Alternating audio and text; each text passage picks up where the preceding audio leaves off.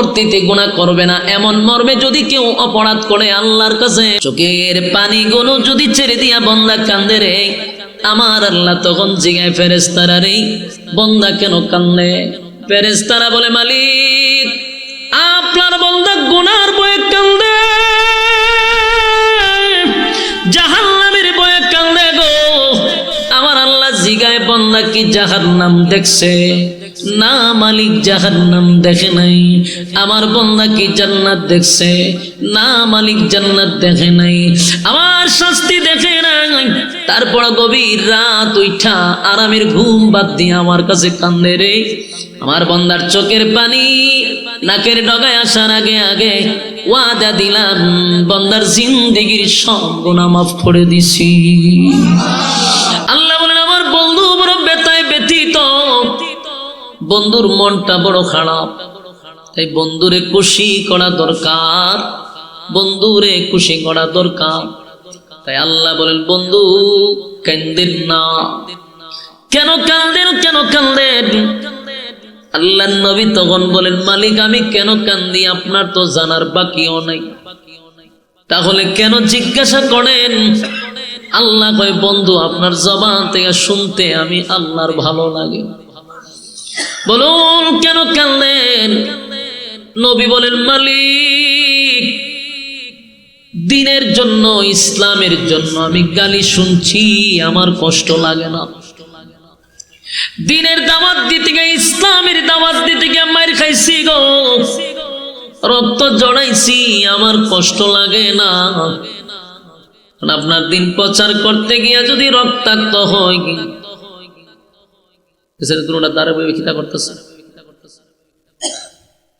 দ্বীনের দাওয়াত দিতে গিয়ে, ইসলাম প্রচার করতে গিয়ে যদি রক্তাক্ত হয়েছি, কষ্ট নিছি না। কারণ আপনার দাওয়াত, আপনার দ্বীন আমার প্রচার করা আমার দায়িত্ব, কিন্তু আমি কান্দি না। তায়েফের ময়দানে আমার রক্তাক্ত করছে, আপনি গজবের ফেরেশতা পাঠাইছেন আমি যেন বলি তাদেরকে ধ্বংস করে দেওয়ার জন্য, কিন্তু আমি বলছি না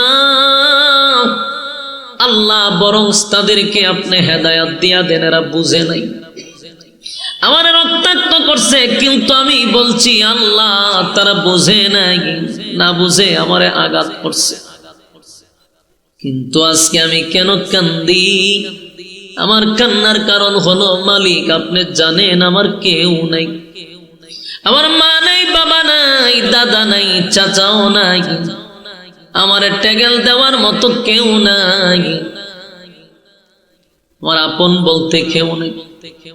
আমার চাচি আবু লাহাবের বউ উম্মে জামিল, আবু লাহাবের বউ উম্মে জামিল আমার আপন চাচি।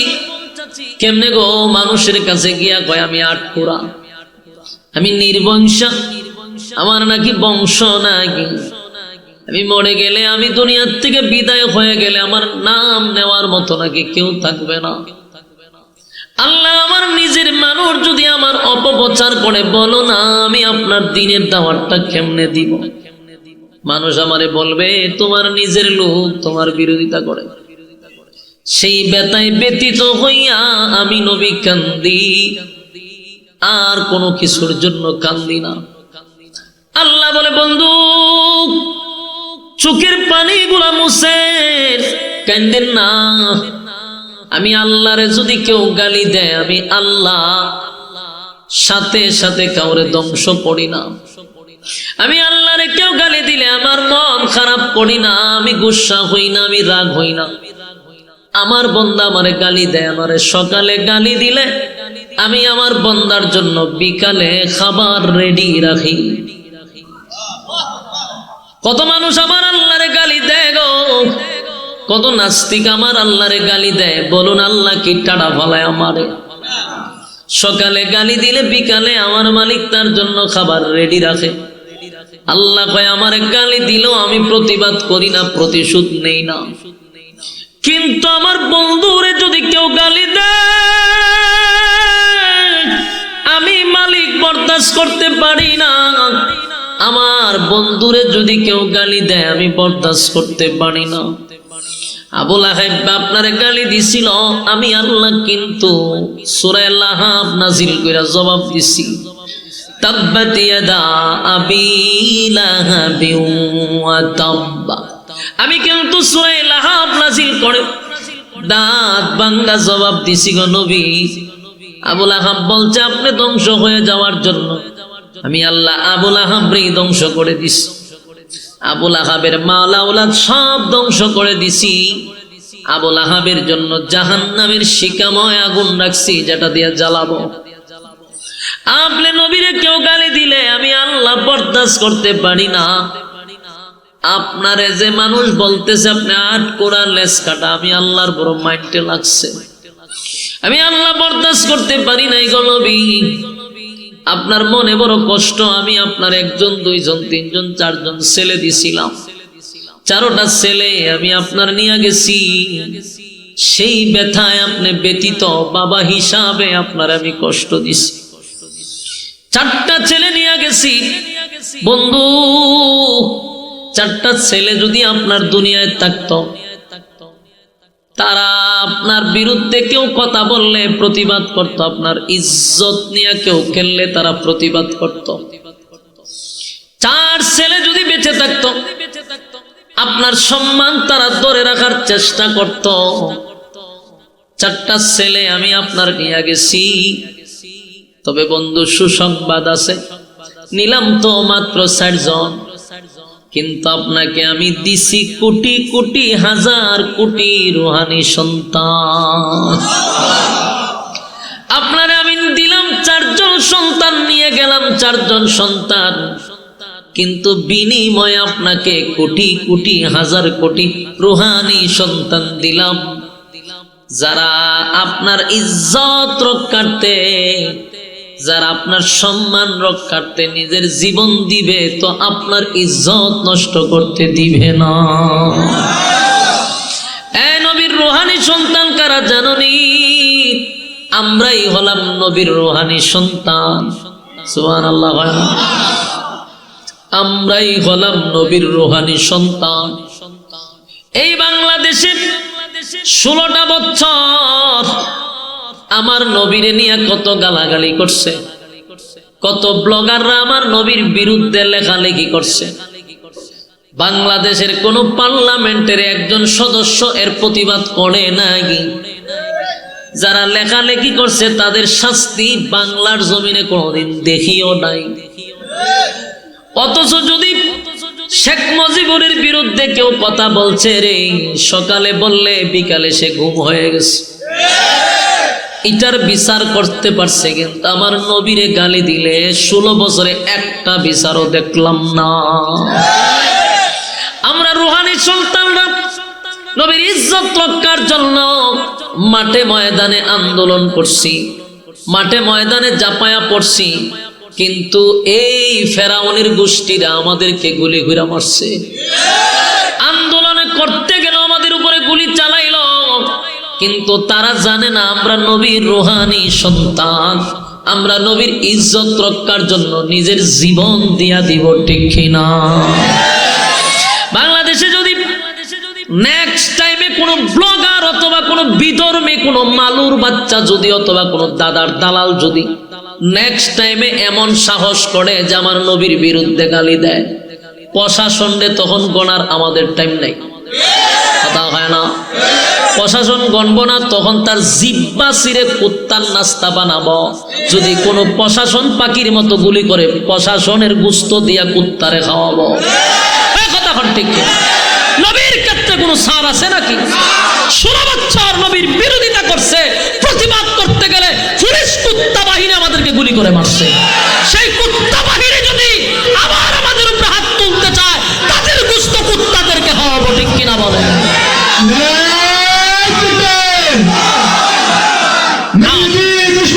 সম্মানিত শুধু আওয়ামী লীগ গুন্ডা বাহিনী এখনো আছে বাংলাদেশে।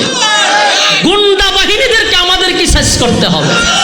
এই গুন্ডা বাহিনীদেরকে স্পষ্ট বলে দিবেন, তোদের আম্মা নাই, তোরা যার সন্তান, তোদের পরিবার নাই, তোর আম্মা যেখানে গেছে ওইখানে যা। সোনার বাংলাদেশকে নিয়ে যদি কোনো চক্রান্ত করস, তাহলে দাদা বাবুর দেশে গিয়েও শান্তি পাবি না। এদেশের সব মানুষ ঐক্যবদ্ধ হয়ে গেছে। আমাদের ডক্টর ইউনূস সাহেবের নেতৃত্বে বাংলাদেশের সমস্ত দল এক প্ল্যাটফর্মে আসছে শুধু ভারত টেকানোর জন্য। এই দাদা বাবুর নেতৃত্ব বাংলাদেশে চলবে না। এদের গোলামি আমরা সহ্য করব না। এতে যদি কোনো কুত্তা লীগ অথবা কোনো পুলিশ লীগ আমাদের কাজে বাধা দেয়, এদের চামড়া দিয়ে ডুগডুগি বাজাবেন, অসুবিধা নেই। 16 বছর বহু করছো, 16টা বছর যা জ্বালানি জ্বালাইছো তোমরা, কোরআনের মঞ্চে আমরা কথা বলতে পারছি না। কথা গেলে যাক এইভাবে না এইভাবে, আমরা ডিরেকশন দিছে এইভাবে না এইভাবে। মাঝে মধ্যে মনে হচ্ছে যে জুতা লইয়া বাইরে শুরু করে দিই, কিন্তু পিছে দিয়ে একটা বয়া ছিল, কারণ কুত্তা বাহিনী, কুত্তা লীগ, পুলিশ লীগ, এই সমস্ত কুত্তা লীগ আর পুলিশ লীগের কারণে আমরা পারছি না কোরআনের সঠিক কথা মঞ্চে বসে বলতে পারছি না। বাধা দিচ্ছে। নেক্সট টাইমে যদি এমন বাধা আসে প্রতিরোধ করতে হবে, ঠিক কিনা বলে? বহু সহ্য হয়েছে। আমার নবীর রুহানি সন্তান আমরা, আমার নবীর বিরুদ্ধে লেখবে, প্রতিবাদ করতে গেলে তোমরা গুলি করে মারবা। তোমরা ফেরাউন কইতাম না, কি কইতাম? ফেরাউনের ছিল ভয়ঙ্কর, এগুলো নমরুদের চেয়েও ভয়ঙ্কর ছিল।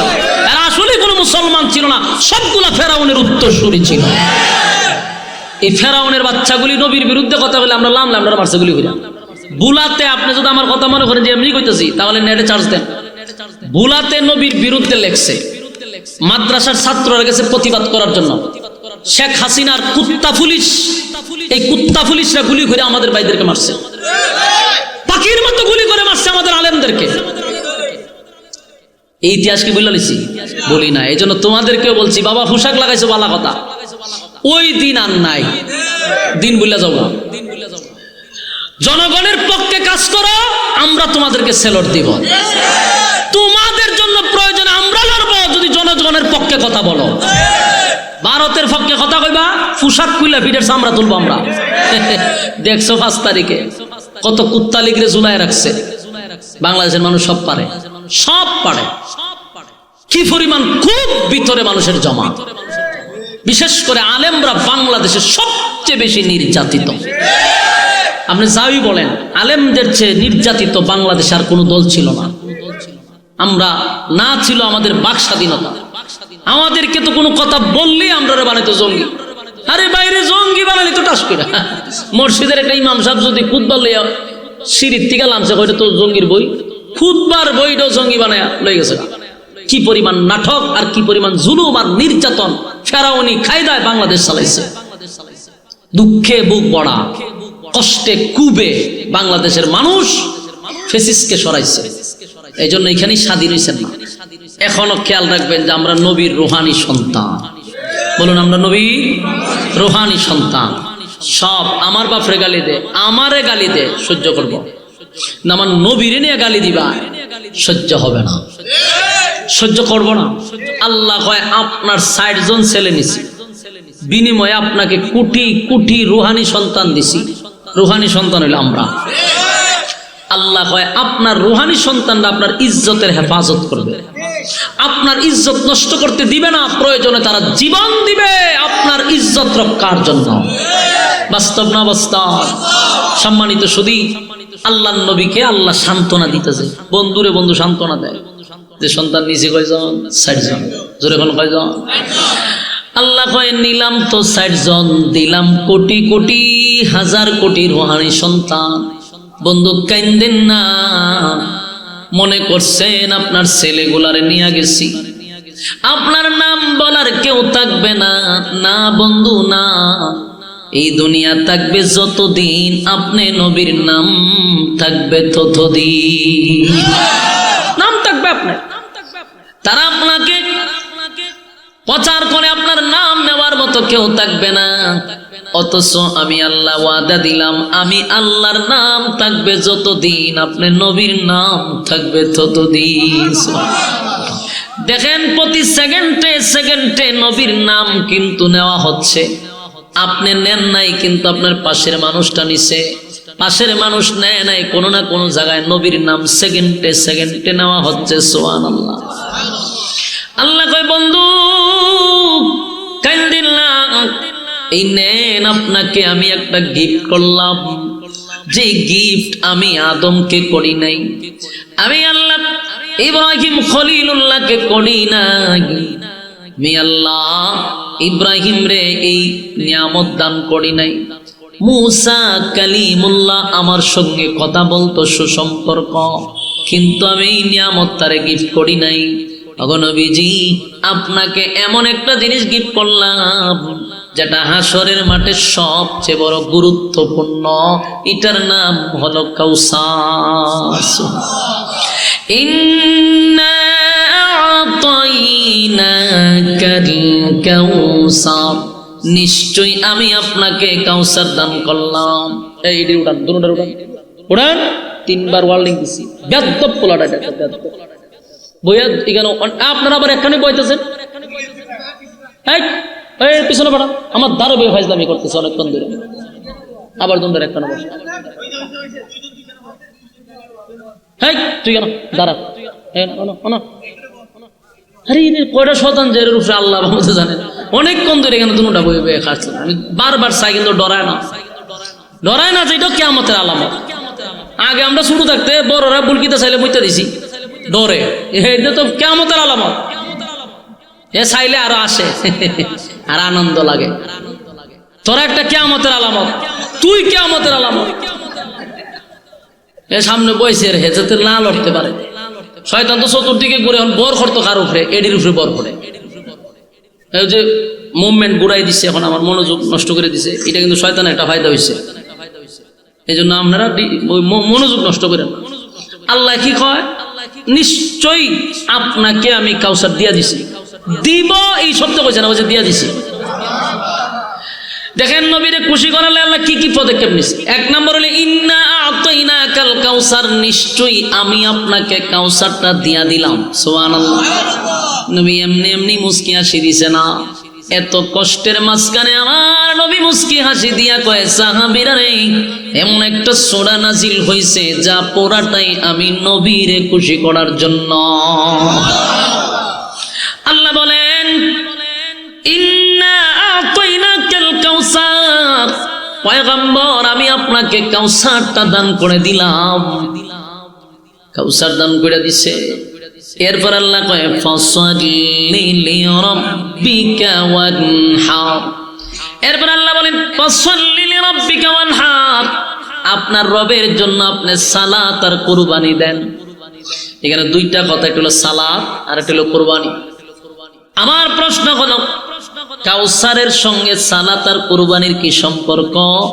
তাফসীর কারকরা বুঝাইছেন, কাউসারের পানি যদি পান করতে চাও তাহলে বেনামাজি হইলে পানি পান করতে পারবা না। কোন বেনামাজিকে আল্লাহ পানি পান করাবে না। শর্ত হলো নামাজি হতে হবে। আল্লাহ কয়, বিনিময়ে আপনাকে আমি কাউসার দিলাম, আর আপনার রবের জন্য আপনি সালাত আদায় করেন আর কুরবানি দেন। তাহলে সালাত আদায় যারা করবে না, আগের থেকেই সিগন্যাল পাওয়া গেল, পানিও তারা পান করতে পারবে না। এই নামাজ ছাড়া কোন মানুষ হাউজে কাউসারের পানি পান করতে পারবে না। তাহলে আমাদের এই প্যান্ডেলের ভিতরে এরকম রোগে আক্রান্ত আছে না নাই? রোগে আক্রান্ত আসেনি? আমি আপনাদের উদ্দেশ্যে বলবো, হাউজে কাউসারের পানি যদি পান করতে চান, নামাজ ছাড়া বিকল্প কোনো রাস্তা নাই। আল্লাহ বলেন, ক্বালু লাম নাকু মিনাল মুসাল্লিন।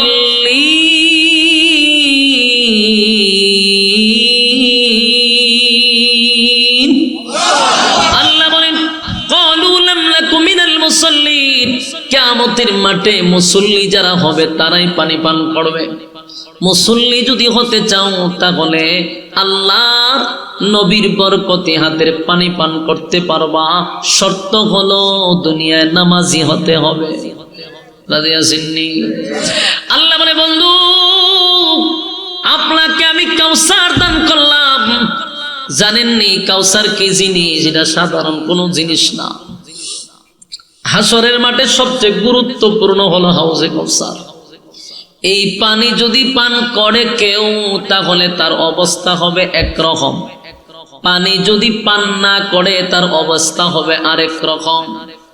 এই পানির এত দাম এত দাম, এত দাম, এত দাম, হাউজে কাউসারের পানির এত দাম।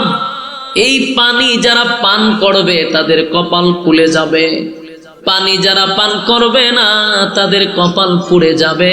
উপায় নাই, উপায় নাই। কারণ হাসরের মাঠে যখন মানুষ দাঁড়াবে, কলিজা পাটা পিপাসা লইয়া কিন্তু দাঁড়াবে। হায় রে, তামাম পৃথিবীর পানি যদি তার মুখে ঢেলে দেওয়া হয়, পিপাসা নিবারণ হবে না।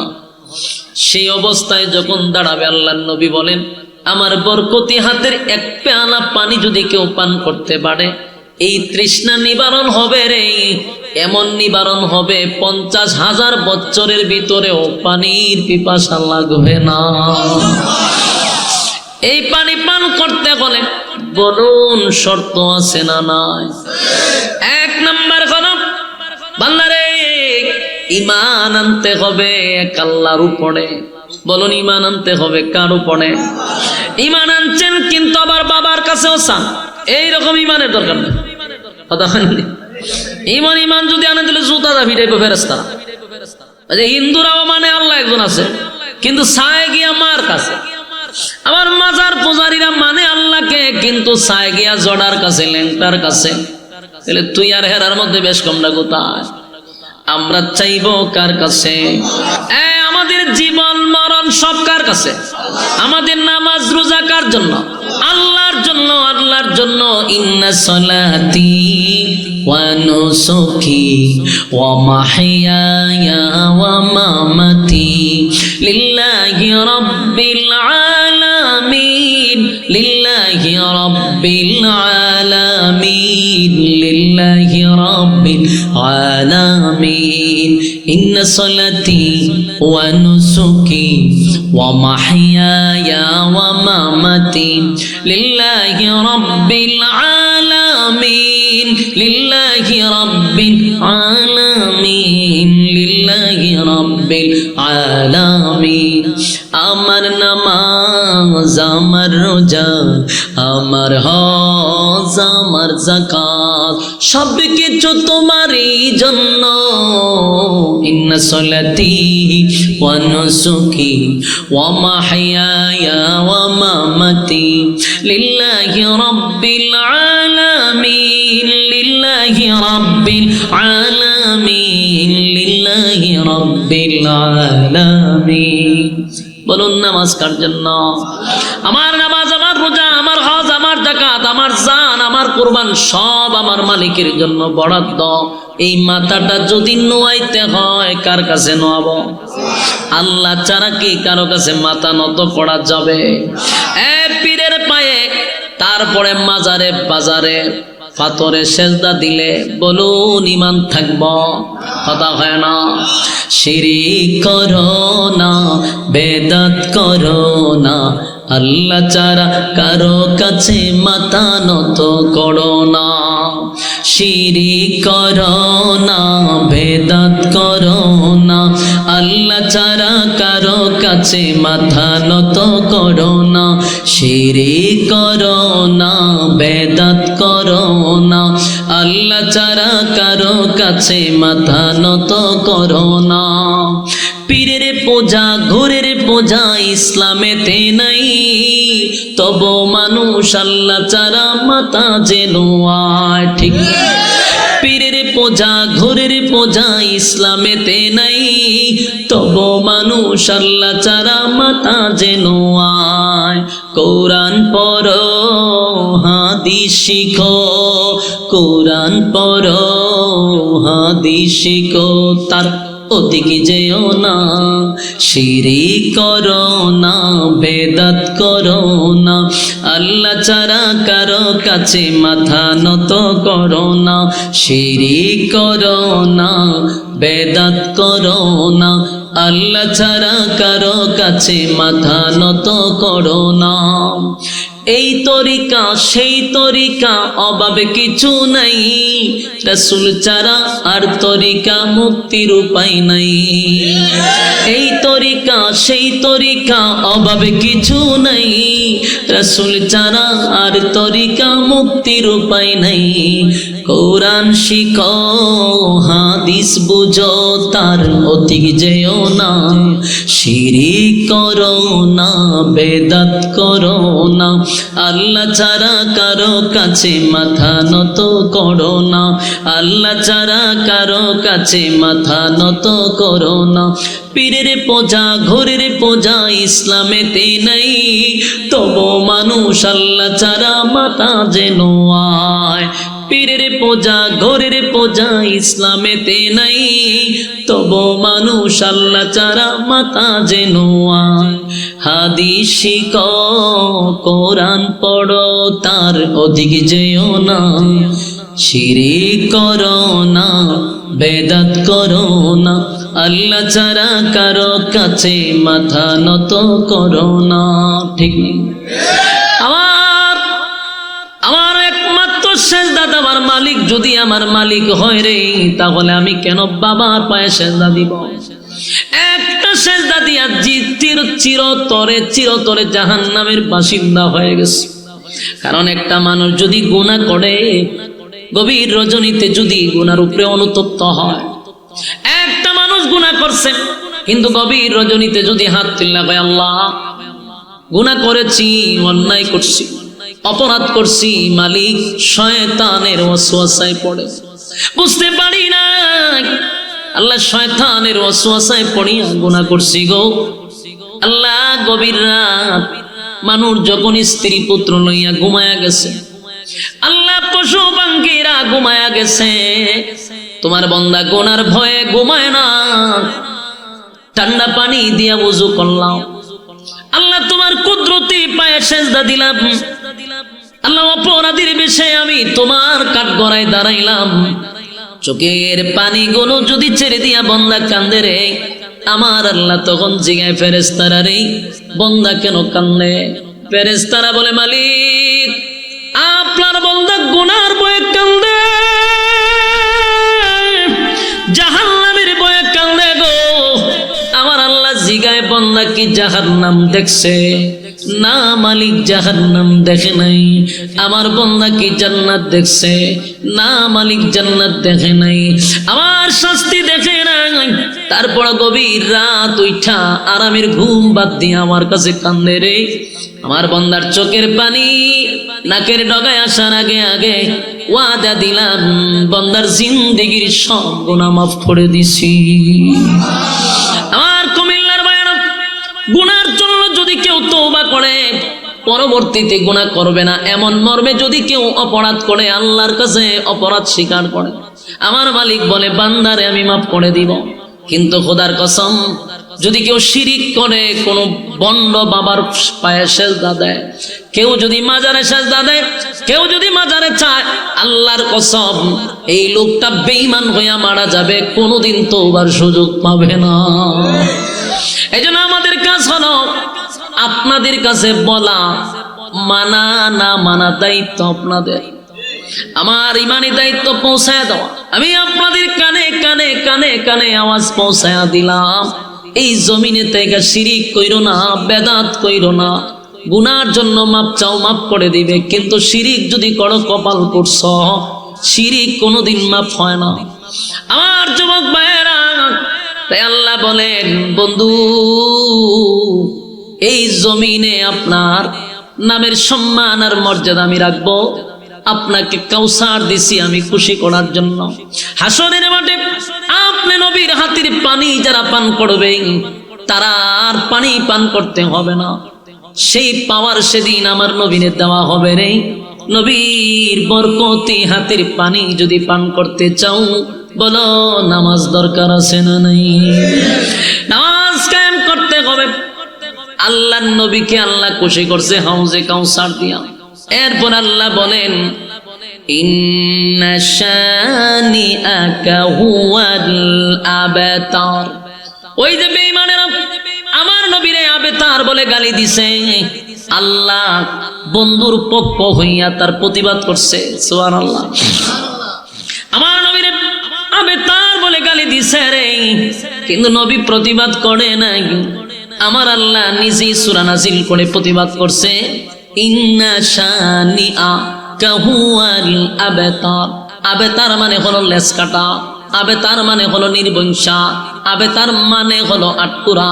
আল্লাহ কয় আপনি আটকুরা নয়, আমি আপনাকে ছেলেও দিছি, আমি আপনাকে মেয়েও দিছি, আপনি আটকুরা না। যারা আপনাকে আটকুরা বলে তারাই হলো আটকুরা। ইন্না শানিয়াকা হুয়াল আবতার, তারাই হলো আবেতার, তারাই হলো নির্বংশা, তারাই হলো আটকুরা। এই জমিনে আমার নাম থাকবে যতদিন, আপনি নবীর নাম থাকবে ততদিন। কিন্তু যারা আপনার বিরোধিতা করে গো নবী, তাদের নাম বলার কেউ থাকবে না।